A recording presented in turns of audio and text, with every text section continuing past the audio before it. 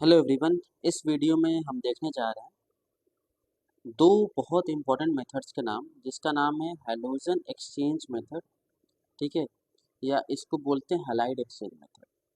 तो halogen exchange method आपके वो नाम से क्लियर हो गया होगा कि यहाँ पे हम क्या करते हैं, एक हैलो अल्केन बनाते हैं दूसरे हैलो अल्केन से। ठीक है, तो देखो ध्यान से होता क्या है। इस मेथड में हम दो रिएक्शन यूज करते हैं, एक होता है स्वार्ट्स मेथड और एक होता है फिनकल स्टीन मेथड। आप देख सकते हैं लिखा हुआ है यहाँ पे। स्वार्ट्स मेथड में क्या होता है, स्वार्ट्स मेथड जो होता है it is used for preparation of alkyl fluorides. ठीक है, alkyl fluoride exclusively alkyl fluoride के प्रिपरेशन के लिए हम इसको यूज करते हैं। क्या करते हैं, अल्काइल फ्लोराइड या अल्काइल ब्रोमाइड लेते हैं। ठीक है, और इसका रिएक्शन कराते हैं हम लोग, ठीक है, मेटेलिक फ्लोराइड के साथ। हम क्या करते हैं, इनका रिएक्शन कराते हैं मेटेलिक फ्लोराइड के साथ, जैसे AgF हो गया या COF2 हो गया या Hg2F2 हो गया, या हम ले सकते हैं एंटीमनी ट्राइफ्लोराइड। SbF3 क्या है, एंटीमनी ट्राइफ्लोराइड। ये क्या है, कोबाल्ट डाइफ्लोराइड। ये क्या है, मर्क्यूरिक डाइफ्लोराइड। ठीक है, और ये सिल्वर फ्लोराइड। ठीक है, ये लेते हैं। इनका जब रिएक्शन कराते हैं तो पहले मैं आपको समझता हूँ बनता क्या है। ठीक है, देखो ध्यान से। यहाँ पे क्या होता है कि Cl या Br बाहर निकल जाता है और उसकी जगह F आ जाता है, और इन सभी केसेस में ये बन जाता है RF। और अगर Cl है तो Cl माइनस के फॉर्म में बाहर निकल जाएगा, अगर Br है तो Br माइनस के फॉर्म में बाहर निकल जाएगा। ठीक है, ये होता है। अब खास बात ये है कि कैसे ये रिएक्शन हुआ, तो देखो ध्यान से। यहाँ पे हो क्या रहा है, ये जितने भी आपने लिए they all are metallic fluorides. Metallic fluoride मतलब यहाँ पे क्या है, मतलब ये है कि यहाँ पे मेटल के साथ लगा हुआ है फ्लोरीन। और इनकी खास बात क्या आपको पता है कि मेटल क्या होते हैं, दे आर मेटल होते हैं इलेक्ट्रो पॉजिटिव। ठीक है, और फ्लोराइड्स क्या होते हैं, they are very good electronegative. ठीक है, इलेक्ट्रो नेगेटिव। अब इससे क्या होगा, अब इससे ये होगा कि ये आसानी से Ag+ और F- के फॉर्म में ब्रेक कर सकते हैं। तो जितने भी यहाँ पे आपको दिख रहे हैं metallic fluoride, they are good F- donor. ये सब क्या है, दे आर F- डोनर। तो जो मेटेलिक फ्लोराइड होते हैं दे आर F- डोनर, तो ये F- डोनेट करते हैं, और वही F- इस Cl या Br को रिप्लेस करके क्या लगा देता है, F लगा देता है। बाकी अगर Cl है तो Cl माइनस के फॉर्म में बाहर निकल जाएगा, अगर Br है तो Br माइनस के फॉर्म में बाहर निकल जाएगा। तो बस आपको ये रिएजेंट याद रखने हैं, कौन कौन से, AgF, COF2, Hg2F2 या SbF3।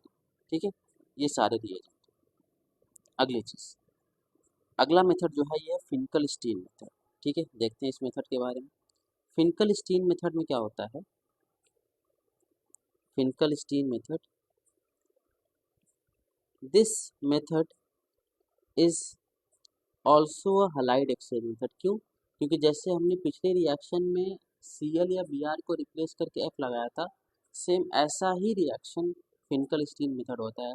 यहाँ पे जब हम RCl या RBr लेते हैं और इसका रिएक्शन कराते हैं सोडियम आयोडाइड या potassium iodide in dry acetone medium.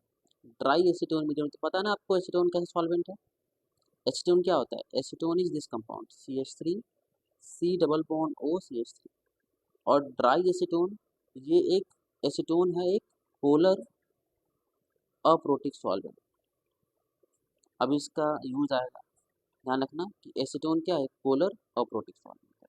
तो सेम वही बात है कि यहाँ पे क्या है, ये Na+ है, I- है, या K+ है, I- है, और ये Cl क्या है, लिविंग ग्रुप है। तो ये I- इनको रिप्लेस कर देगा।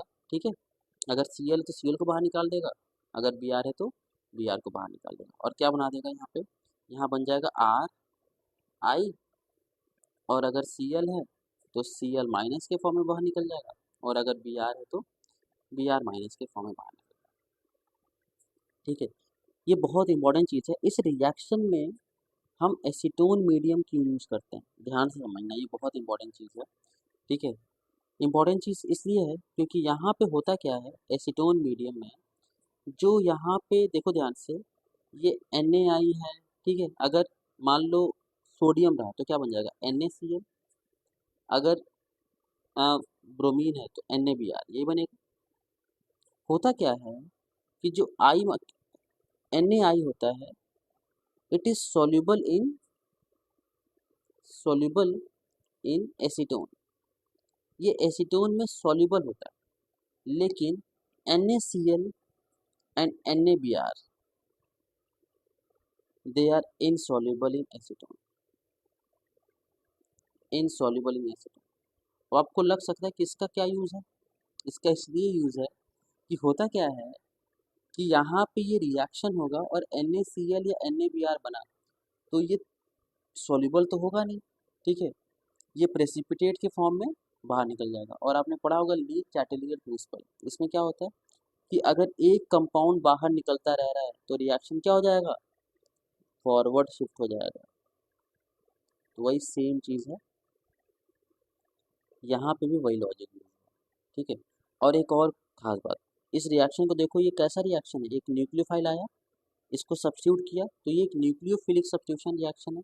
और आपको पता है कि न्यूक्लियोफिलिक सब्स्टिट्यूशन रिएक्शन कितने टाइप के, दो टाइप के, जो मेनली हमने पढ़ा SN1 और SN2। यहाँ पे ये रिएक्शन फॉलो करता है Finkel-Stein method follows SN2 mechanism, ये ध्यान रखना। This reaction follow SN2 mechanism. तो आपको पता है, अगर मैंने बोला SN2 मैकेनिज्म तो आपको सारी बातें SN2 से रिलेटेड आ जानी चाहिए, जैसे it is a one step reaction, ये सारी चीज़ें आपको समझ आ जानी चाहिए। और SN2 रिएक्शन में जो इम्पोर्टेंट चीज़ है इसकी स्टीरियोकेमिस्ट्री, कि यहाँ पे इन्वर्जन ऑफ कॉन्फ़िगरेशन होता है।